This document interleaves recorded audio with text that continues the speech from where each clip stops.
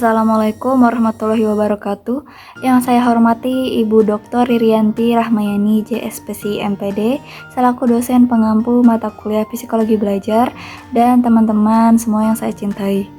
Pada kesempatan yang baik ini, izinkan saya, Marisa Putri dengan NIM 2310-1231-20006, menyampaikan materi dengan topik yang menarik, yakni tentang motivasi belajar dalam psikologi belajar. Jadi, apa itu motivasi belajar? Menurut Wahyudi, motivasi belajar adalah keadaan internal yang membangkitkan, mengarahkan, dan mempertahankan perilaku belajar yang mencakup faktor-faktor kognitif, afektif, dan lingkungan yang mempengaruhi pilihan, usaha, dan juga ketekunan siswa dalam aktivitas akademik.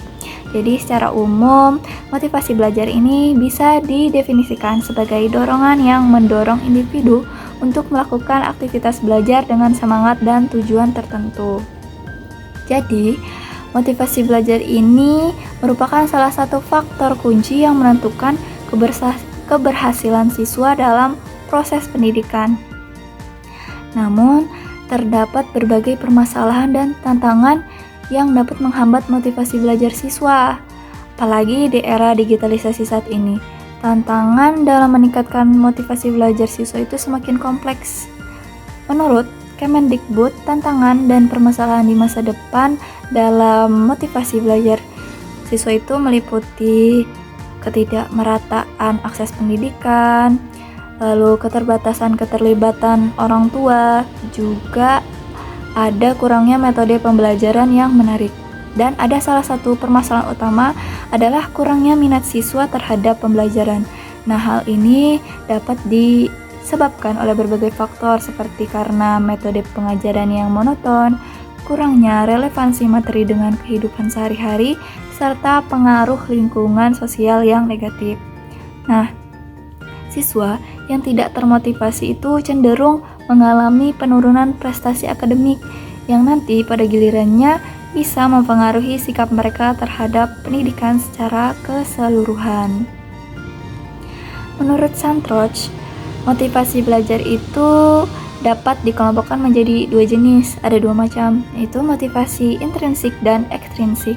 Mana motivasi intrinsik berasal dari dalam diri siswa, contohnya seperti rasa ingin tahu dan kepuasan belajar, sedangkan motivasi ekstrinsik muncul dari faktor luar seperti penghargaan dan juga pujian. Nah, apa aja faktor-faktor yang mempengaruhi motivasi belajar? Jadi faktor itu ada dua juga, yaitu faktor internal dan eksternal. Faktor internal contohnya minat bakat siswa, sikap terhadap belajar, lalu juga kemandirian dalam belajar. Sedangkan faktor internal itu contohnya dari lingkungan keluarga, dukungan dari guru, dan juga budaya sekolah. Kemudian apa sih penyebab dari permasalahan dalam motivasi belajar itu? Jadi penyebabnya diantaranya itu dari lingkungan belajar yang tidak mendukung. Misalnya hubungan yang kurang baik antara siswa dengan guru bisa menurunkan semangat belajar siswa. Lalu juga ada dari metode pembelajaran yang monoton, di mana metode pengajaran yang tidak menarik dan kurang relevan dengan kondisi siswa itu dapat menyebabkan kebosanan dan kurangnya keterlibatan dalam proses belajar. Lalu berikutnya juga karena kurangnya pengakuan dan penghargaan atas prestasi siswa.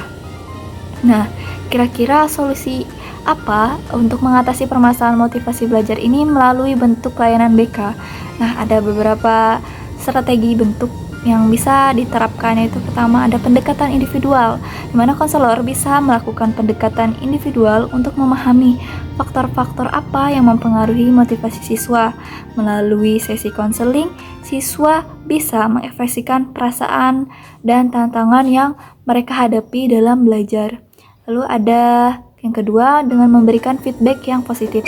Dengan memberikan feedback yang konstruktif dan positif dapat meningkatkan rasa percaya diri siswa, di mana konselor bisa membantu siswa mengidentifikasi kekuatan dan potensi mereka, sehingga mereka lebih termotivasi lagi untuk belajar. Lalu ada dengan melakukan pengembangan rencana belajar. Nah, di sini konselor bisa membantu siswa merancang rencana pembelajaran yang realistis dan sesuai dengan minat mereka. Dengan menetapkan tujuan yang jelas, siswa dapat merasa lebih terarah dan termotivasi. Lalu yang terakhir dengan menggunakan pelibatan orang tua.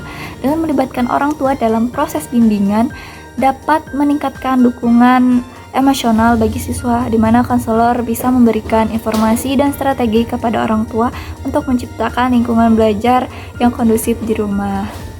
Nah, dengan melakukan penerapan layanan BK yang tepat tadi yang sudah kita sebutkan, bisa diharapkan siswa dapat menemukan kembali motivasi mereka dalam belajar, sehingga dapat mencapai prestasi yang optimal dan mereka pun bisa mempersiapkan diri untuk menghadapi tantangan di masa yang akan mendatang.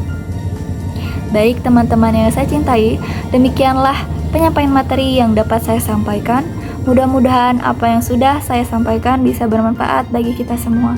Dengan segala kerendahan hati, saya memohon maaf apabila dalam penyampaian saya masih banyak terdapat kekurangan. Akhir kata, saya ucapkan terima kasih atas perhatiannya. Wassalamualaikum warahmatullahi wabarakatuh.